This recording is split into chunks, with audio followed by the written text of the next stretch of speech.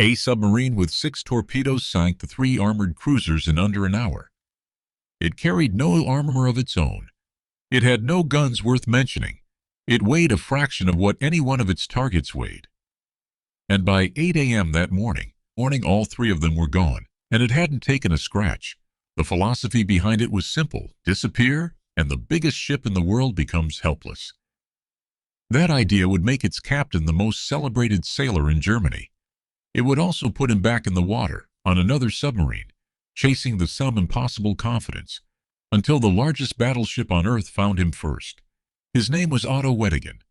How does a man who proved that size no longer mattered end up killed by the biggest ship afloat? On September 22, 1914, in the gray water off the Dutch coast, Weddigen was about to answer a question the world's navies hadn't thought to ask. 6 months later, the same water would answer a question about him. Otto Weddigen was born on September 15, 1882 in Herford, a quiet market town in the Westphalia region of Germany, the kind of place that produced clerks and merchants, not naval heroes. There was nothing in his upbringing that pointed toward the sea. He came from a comfortable, unremarkable bourgeois family, the kind that expected a respectable career, and nothing more dramatic than that. In 1901, at 19, he joined the Imperial German Navy, a service that, at the time, measured its prestige in battleships. Big guns, thick armor, ships that announced their power simply by existing on the horizon.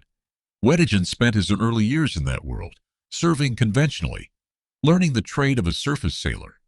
But in 1908, he was transferred into a branch of the Navy that most of his superiors did not take seriously: the submarine service. At the turn of the century, submarines were considered a novelty at best, a liability at worst. Cramped, unreliable, prone to mechanical failure, and dangerous to their own crews before they ever threatened an enemy. Officers who wanted a real career stayed on the surface. Weddigen went under it. He rose quickly. In 1911, he was given command of U-9, a small, unglamorous vessel, armed with just 4 17.7-inch torpedo tubes, and a magazine that held only 6 torpedoes total. By the standards of the great dreadnoughts patrolling the same waters, U-9 was nothing. A fraction of the size, a fraction of the firepower, easily overlooked. But Weddigen understood something the big ship admirals had never had to learn. A battleship's power came from being seen. Its guns, its armor, its silhouette, all of it was a statement of dominance, built on the assumption that the enemy would always know exactly where the threat was coming from. A submarine had none of that. Its only weapon was the one thing a battleship could never have: the ability to vanish. That became Weddigen's entire philosophy, the principle he built his command around before a single shot had been fired in anger. Concealment was not a limitation to work around. Concealment was the weapon itself. A ship that could not be seen could not be prepared for. It didn't need to out-armor its enemy or outgun it. It only needed to be underwater at the right moment, invisible until the torpedo was already in the water. For a navy that still measured strength in tonnage and steel, this was a quiet heresy. Nobody had yet proven that it worked. Nobody had yet built a career or a reputation or a legend on it. Weddigen was about to be the first. And 3 obsolete British cruisers, patrolling a stretch of the North Sea that history would remember as the Broad 14s, were about to become the proof. By the late summer of 1914, Britain had a problem it hadn't fully admitted to itself. The Royal Navy's 7th Cruiser Squadron, 3 aging armored cruisers named Aboukir, Hogue, and Cressy, had been assigned to patrol the southern North Sea, guarding the eastern approaches to the English Channel, against a German invasion fleet that never actually appeared. The ships themselves were relics, commissioned more than a decade earlier, slow, thinly protected by the standards of 1914, and crewed largely by part-time reservists rather than seasoned regulars. They had earned a nickname among the officers who served alongside them: the Live Bait Squadron. It was gallows humor, but it was also an accurate diagnosis. The man responsible for their continued deployment was Vice Admiral Sir Doveton Sturdy. Sturdy was not ignorant of the risk. He knew the three cruisers were outdated, underdefended, and vulnerable. The ships themselves had been the subject of internal warnings about their unsuitability for frontline patrol duty. But newer cruisers of the Arethusa class were still under construction, and until they were ready, someone had to hold the line in the broad 14s. Sturdy made the call to keep the live bait squadron on station. One young officer serving nearby, Lieutenant Bertram Ramsay, who would go on to become one of Britain's most respected admirals in the next World War, was blunt about what he thought of the decision at the time, later remarking on just how little imagination senior officers had shown in leaving the ships exposed. There was a deeper assumption buried inside Sturdy's decision, one shared by nearly the entire Royal Navy leadership in September 1914, that the threat below the surface simply didn't warrant serious concern. Submarines were still viewed, even a full month into the war, as a secondary nuisance, slow, short-ranged, unreliable machines, incapable of seriously threatening a squadron of armored cruisers. Even outdated ones. The doors and hatches on Aboukir, Hogue, and Cressy weren't even sealed watertight while on patrol. Nobody expected to need it. On the other side of the North Sea, U-9 had just returned from a difficult reconnaissance mission of its own. Two sister submarines, U-13 and U-15, had been lost in the same operation, and U-9 itself had come back battered, in need of repair at the Imperial Shipyard in Wilhelmshaven. Weddigen used the downtime to marry Irma Victorine Prenke, a friend from his childhood in Hereford. It was a brief pause before U-9 set out again. On September 20, 1914, the submarine left the German naval base at Heligoland on a westward reconnaissance patrol, carrying its full complement of 6 torpedoes. Into the same stretch of water were 3 British cruisers, their doors unsealed, and their admiral's calculated risk still unproven, were waiting. The specification for what was about to happen had never been written down anywhere, because nobody in either navy had yet imagined it needed to be. 1 submarine, 3 armored cruisers, and a philosophy about to be tested for the first time in the history of naval warfare. At 6:25 on the morning of September 22, 1914, the lookouts aboard HMS Aboukir felt the ship lurch under a violent impact on her starboard side. Captain John Drummond's first assumption was the reasonable one: a mine. The North Sea was scattered with them, and nobody aboard the live bait squadron had been trained to think in terms of a torpedo, fired from a vessel they couldn't see, in daylight, against a moving warship. Drummond signaled the other 2 cruisers to close in and help. It was the only order that made sense to him. It was also, unknowingly, exactly what Weddigen needed him to do.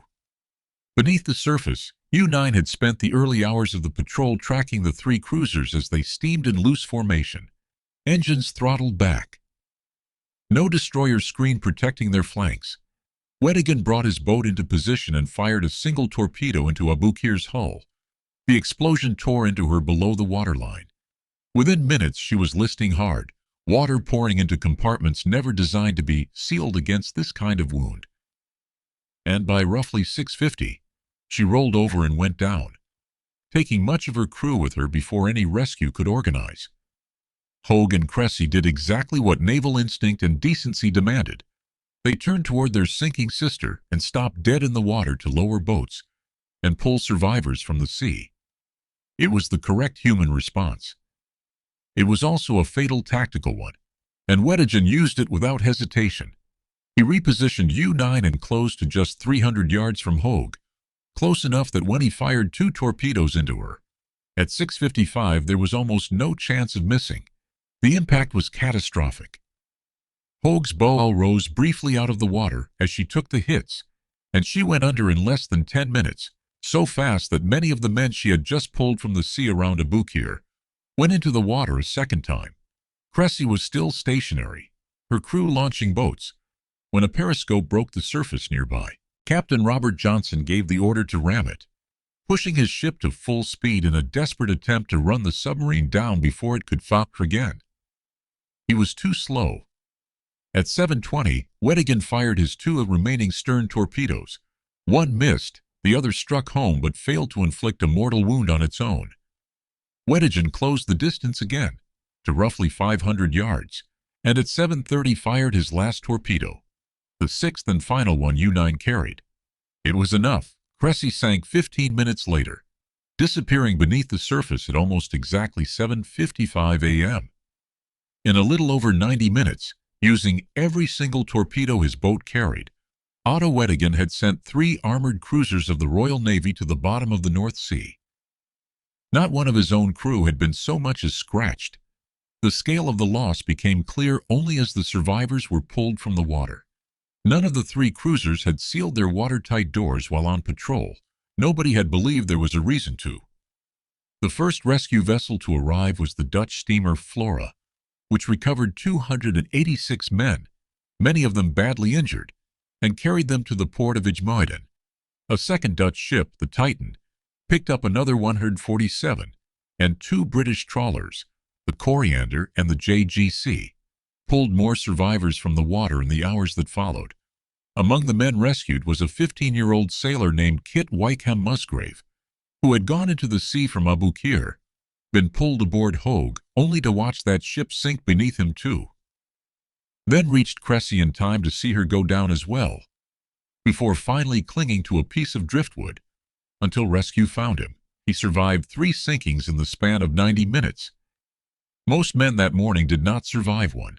The final toll came to roughly 1,459 British sailors and officers killed, more than the number of men Britain would lose at the much larger naval engagement at Jutland 2 years later. And it fell on a single morning, delivered by a single submarine that had cost a fraction of what any one of the cruisers it destroyed had cost to build. The reaction in Britain was, in the words of contemporary accounts, one of horror and outrage. Captains and admirals faced reprimand. Some of the earliest British press reports, unwilling to accept that a single small submarine could have done this alone, insisted it must have been a flotilla of 6 U-boats operating together, flying false Dutch colors to disguise their approach. The truth was less palatable and far more unsettling. One obsolete-looking little boat, one captain, and a triangle of torpedoes fired with almost surgical patience. In Germany, the response was the mirror opposite. Weddigen returned home not as a naval officer who had completed a patrol, but as the man who had just rewritten what a Navy's smallest, cheapest vessel was capable of doing to its largest and most expensive ones. The tactic he had improvised in real time that morning, waiting for a stricken ship's escorts to stop and expose themselves during rescue efforts, then striking the rescuers, had no name yet, but every submarine commander in every navy on Earth would study it for the rest of the war.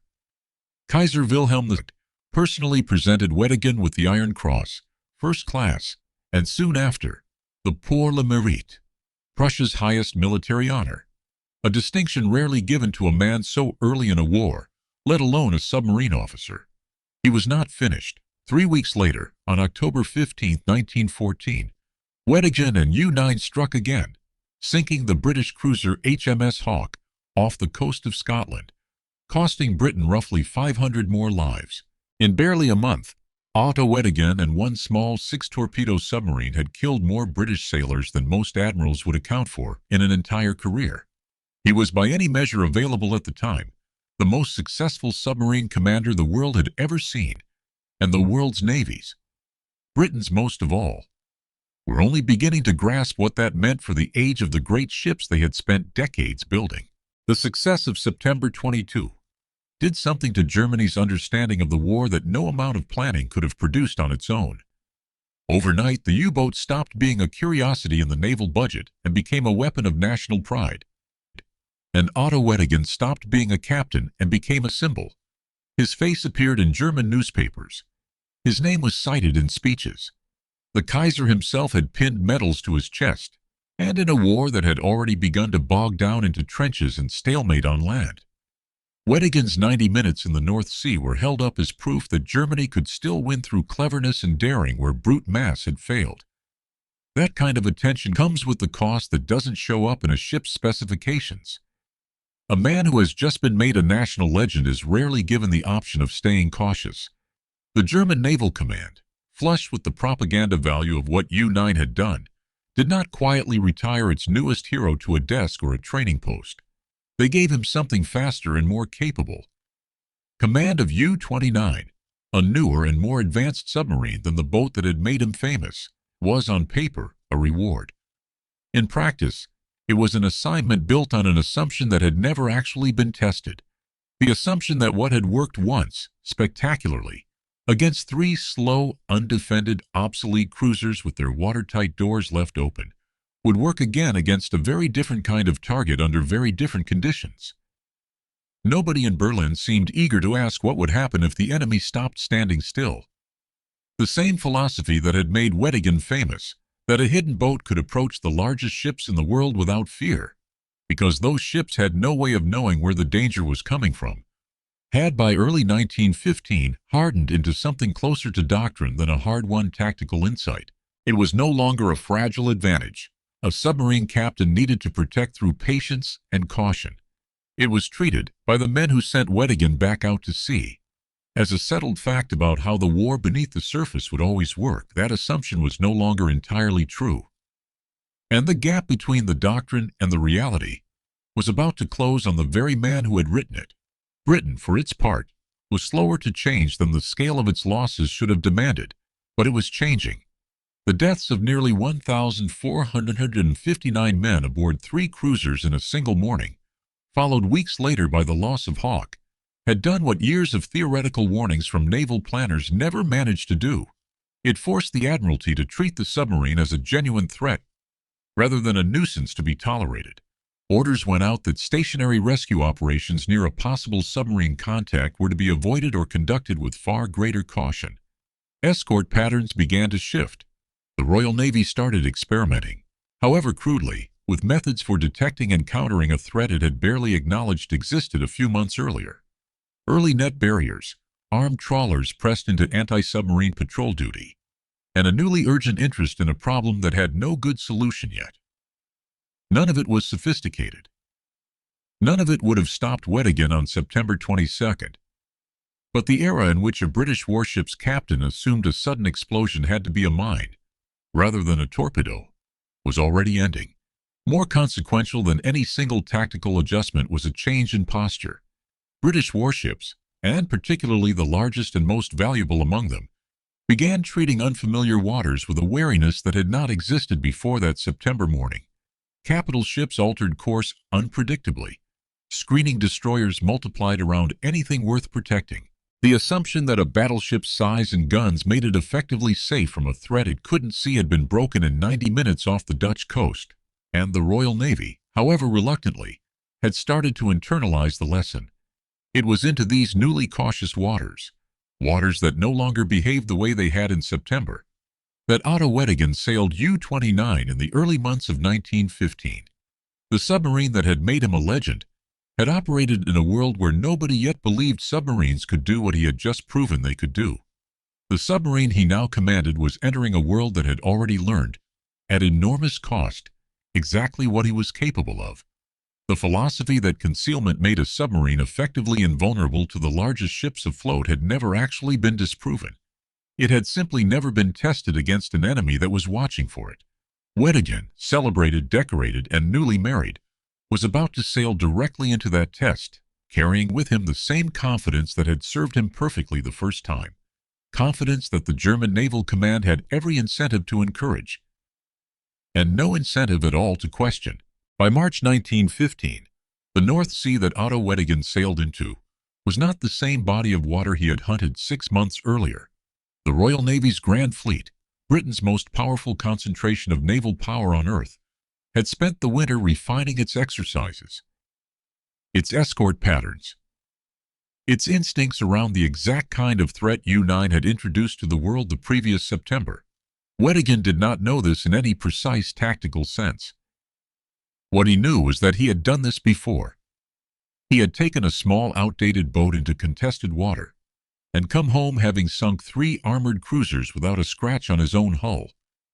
Now he had a newer submarine under his command, U-9, faster and more capable than U-9 had ever been. If the old boat could do what it did against 3 cruisers standing still, what might the new one do against bigger prey? That question, unspoken but clearly present in the decision to send him out again, was the same one German Naval Command had been asking since the medals were pinned to his chest. Weddigen was no longer simply a submarine captain running a patrol. He was the proof of concept for an entire theory of naval warfare. And theories that have already produced one spectacular success are rarely approached with fresh caution. He was sent to hunt in the waters off the coast of Scotland, near the Pentland Firth and the Moray Firth, where the Grand Fleet itself was known to conduct exercises. Not scattered merchant traffic, not an isolated patrol squadron of aging cruisers, but the concentrated heart of British naval power, the dreadnoughts and battleships that represented everything the submarine philosophy claimed to make obsolete. On March 18, 1915, U-29 was operating in these waters as elements of the Grand Fleet carried out gunnery and maneuvering exercises nearby. For a submarine captain following the doctrine that had made him famous, this was precisely the kind of target worth the risk. The largest, most valuable ships in the world, moving in formation, and a captain who had already proven, at least once, that a hidden approach could turn the largest ship into the easiest one to kill. What Weddigen could not fully account for was how differently these ships were now behaving compared to the slow, undefended cruisers of the broad 14s. The Grand Fleet in March 1915 was screened, watchful, and operating under standing orders that treated any unexplained disturbance in the water as a possible submarine contact rather than a mine or an accident.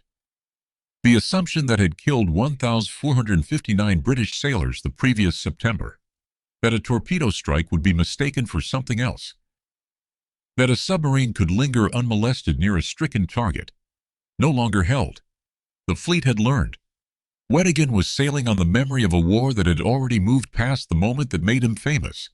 U-29 closed toward the formation, submerged, running the same kind of stealthy approach that had worked so completely off the Dutch coast 6 months earlier. Somewhere in that approach, whether through a periscope breaking the surface a moment too long, a wake catching the wrong eye, or simply the sharpened vigilance of a fleet that had spent the winter training for exactly this scenario, U-29 was spotted.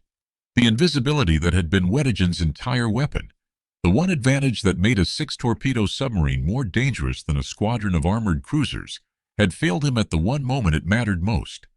Among the ships in the vicinity was HMS Dreadnought, the vessel that had given its name to an entire generation of battleships, the very embodiment of the philosophy Weddigen's success had supposedly rendered obsolete.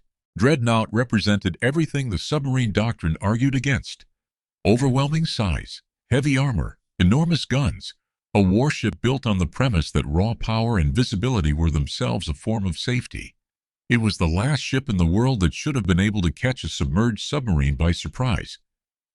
And it was about to prove that even an outdated assumption can win once, if the moment is right. What happened next took place in a matter of moments that no submarine crew, caught in that position, could do much to prevent. Detected and exposed, with a massive battleship bearing down and no realistic way to outrun or outmaneuver it, while submerged in shallow, contested water, U-29 had almost no options left. There was no torpedo run this time, no patient repositioning, no 90 minutes to work with. There was only the sea, the sound of engines closing fast overhead, and a boat with nowhere left to hide. HMS Dreadnought turned into the attack with the full weight of a battleship built to displace over 18,000 tons, and there was nothing in the sea that morning capable of stopping her. A submarine caught at close range by a ship of that size and speed has no answer. It cannot dive fast enough to escape a hull already committed to the turn. It cannot outrun the momentum of thousands of tons of steel already closing the last few hundred yards. Whatever maneuver U-29's crew attempted in those final seconds, it was already too late to matter. Dreadnought struck the submarine directly, her reinforced bow tearing through U-29's pressure hull, with a force no submarine of that era was built to survive. The impact did what a torpedo does to a ship with no watertight integrity left to lose. U-29 went down almost immediately, taking on water through a wound in her hull that could not be sealed, could not be controlled, could not be outrun. There was no 90-minute engagement this time, no patient repositioning between targets, no chance for boats to be lowered, or survivors to be pulled from the water by a passing Dutch steamer. The entire event was over in a fraction of the time it had taken U-9 to sink even the first of the three cruisers back in September. Every man aboard U-29 died with her. The full crew, including the captain who 6 months earlier had been the most celebrated submarine commander in the world, the man the Kaiser himself had decorated, the man whose name German newspapers had printed alongside words like unsinkable and invincible. Otto Weddigen was 32 years old. There was a brutal, almost mathematical symmetry to how it happened. The philosophy that made Weddigen famous held that a hidden vessel could approach the largest, most heavily armed ship in the world and destroy it before it ever knew the danger was there. That principle had worked exactly once against three aging cruisers that had never expected to be hunted and left their doors unsealed because no one believed they needed to be. It failed completely against Dreadnought, a ship representing the exact opposite doctrine: visibility, loss, overwhelming force, and by March 1915, a crew and a fleet that had spent 6 months learning to watch for precisely the kind of shadow Weddigen was trying to hide inside. The machine that Weddigen had proven obsolete was the machine that killed him. 3 outcomes came out of that morning, each of them a different measure of what September 22 had actually cost and what it had actually meant. The first was Weddigen himself, the officer who had rewritten the rules of naval warfare in 90 minutes, and then died believing those same rules would protect him a second time, in different water, against a different kind of enemy. The second was every other man aboard U-29. Sailors and officers with no names remembered in the history books the way his was ordinary crew who had followed a legendary captain into a mission built on his reputation rather than on any change in the odds against them, and who went down with him, without exception, in the cold water off the Scottish coast. The third outcome belonged to Germany's submarine service itself. The men who had turned Weddigen into a symbol lost their symbol in the space of a few violent seconds, and yet the doctrine he had proven, however brutally it had just been disproven against him personally, did not die with him. The U-boat arm he had helped build from a dismissed, unreliable branch of the Navy into a weapon the entire world now feared would only grow larger, more aggressive, and more central to Germany's war at sea. In the years that followed his death, news of Weddigen's death reached Germany within days, and the reaction mirrored, in reverse, everything that had followed September 22nd. The man who had been presented as living proof that Germany could outthink a larger, wealthier enemy was gone, killed by exactly the kind of ship his own success had claimed to make irrelevant. There was no dramatic rescue story this time. No 15-year-old survivor clinging to driftwood through 3 sinkings. No Dutch steamer arriving to pull broken but living men from the water. There was only a submarine on the bottom of the North Sea, and a legend that had ended in almost total silence 6 months and 4 days after it began in an hour and a half of devastating uncontested violence. The wreck of U-29 still lies on the floor of the North Sea at roughly 58 degrees 20 minutes north, 0 degrees 57 minutes east, exactly where HMS Dreadnought left it on the morning of March 18, 1915. It has never been salvaged. All 32 men aboard remain there, and the site is treated, as most sunken submarines are, as a war grave rather than a wreck to be disturbed. Dreadnought herself would go on to serve through the rest of the war without ever firing a shot at another warship in anger, and would be remembered for exactly one thing in her long career. She remains to this day the only battleship in history to have sunk a submarine. U-9, the boat that had made Weddigen famous, outlived him by more than 3.5 years. Command passed to Johannes Spies, who took over on January 12, 1915, 2 months before Weddigen's death, and kept U-9 in frontline service through more operations, sinking a further 13 vessels, mostly small fishing boats, along with 3 British steamers, but no more capital ships of the kind Weddigen had made his name against. By April 1916, the submarine that had once humiliated the Royal Navy in 90 minutes was judged too old for frontline combat and was quietly withdrawn to serve as a training vessel for the rest of the war, teaching the next generation of German submarine officers the tactics its first captain had invented. It survived the entire conflict. On November 26, 1918, weeks after the armistice, U-9 was surrendered to the Allies, along with the rest of Germany's remaining U-boat fleet. In 1919, it was towed to Morecambe, on the English coast and broken up for scrap. Nothing of the boat that changed naval warfare in a single morning survives today. No hull sits in a museum. No conning tower stands as a monument. The submarine that started it all was cut apart for its steel less than 5 years after the attack that made it famous. That fate mirrored almost exactly what happened to the rest of Germany's original U-boat fleet. Under the terms of the armistice and the Treaty of Versailles that followed, Germany was stripped of its submarine force entirely. The boats that survived the war were handed over to the Allies one by one and broken up in ports across Britain and France. Their engines sold off. Their hulls scrapped for whatever value the metal still held. For a brief window, it looked as though the weapon Weddigen had proven so devastating might simply cease to exist as a serious German capability. It did not stay that way. Less than a month before Weddigen's death, on February 18, 1915, Germany had already declared an unrestricted submarine warfare around the British Isles. Any vessel found in the designated war zone, warship or merchant ship, neutral flag or not, was now a legitimate target. The doctrine Weddigen had proven against 3 armored cruisers was already being generalized into something far larger and far less selective than his own preference for attacking warships directly. 2 months after he died, in May 1915, a different U-boat torpedoed the passenger liner RMS Lusitania off the coast of Ireland, killing nearly 1,200 people, including well over 100 Americans, and turning international opinion against Germany's submarine campaign in a way that no single naval engagement ever had. Weddigen had not lived to see where the doctrine he helped prove would ultimately lead. He had shown the world that a submarine could sink a warship undetected. The war that followed his death would show again and again exactly how far that same principle could be pushed against targets that were never warships at all. By the end of the war, what had begun as a dismissed, unreliable branch of the German Navy, a service officers avoided if they wanted a real career, had grown into a fleet of hundreds of submarines that came closer to strangling Britain's supply lines than any surface fleet Germany ever built. And a generation later, when Germany rebuilt its navy for a Second World War, it was the U-boat, not the battleship, that formed the core of its strategy against Britain. An entire doctrine of naval warfare, run by commanders who had studied what Weddigen did in the Broad 14s as a founding case study, even if his own name had long since faded from public memory outside of naval history circles.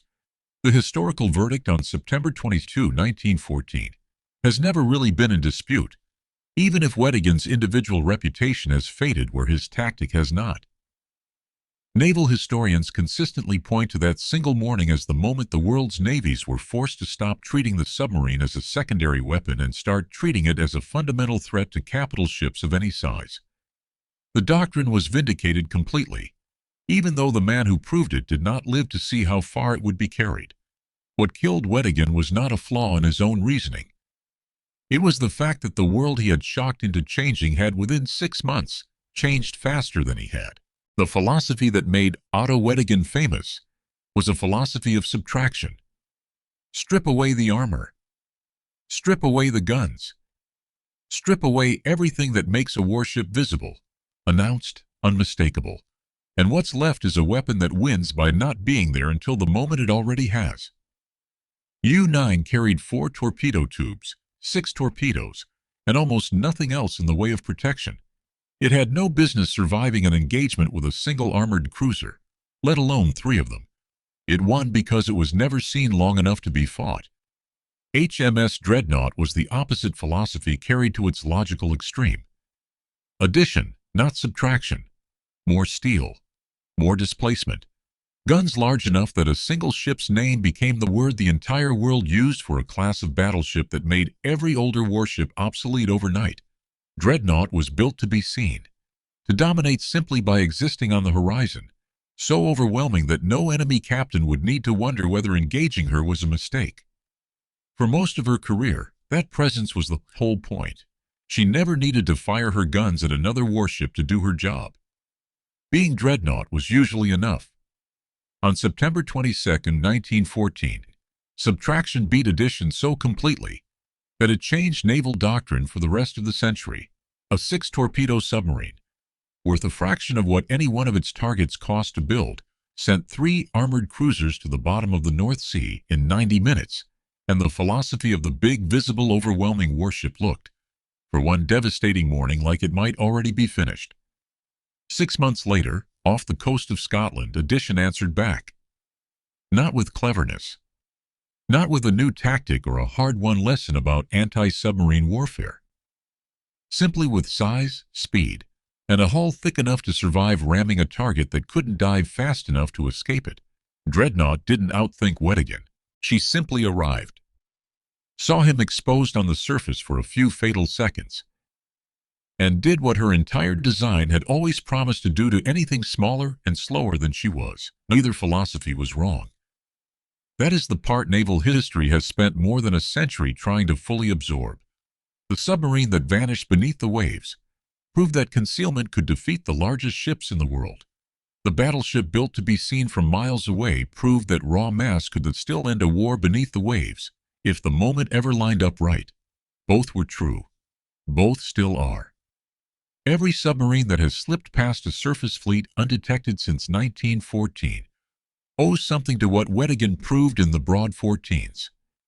Every navy that still builds ships meant to dominate through sheer presence rather than concealment owes something to what Dreadnought proved 6 months later. In the one moment her philosophy actually had to fight for its life.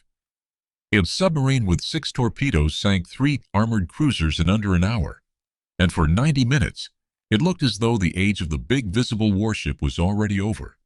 It wasn't over. It had simply met for one morning an enemy that hadn't yet learned to see it coming. 6 months later, the largest, most visible warship in the world found the man who had proven that, and ended him in under 10 minutes, without ever needing him to see her coming either. Otto Weddigen died proving the very thing his first victory had seemed to disprove, that in the right moment, size and visibility could still win. He had spent a career showing the world what a hidden boat could do to a battleship. In the end, it was the battleship that found him first.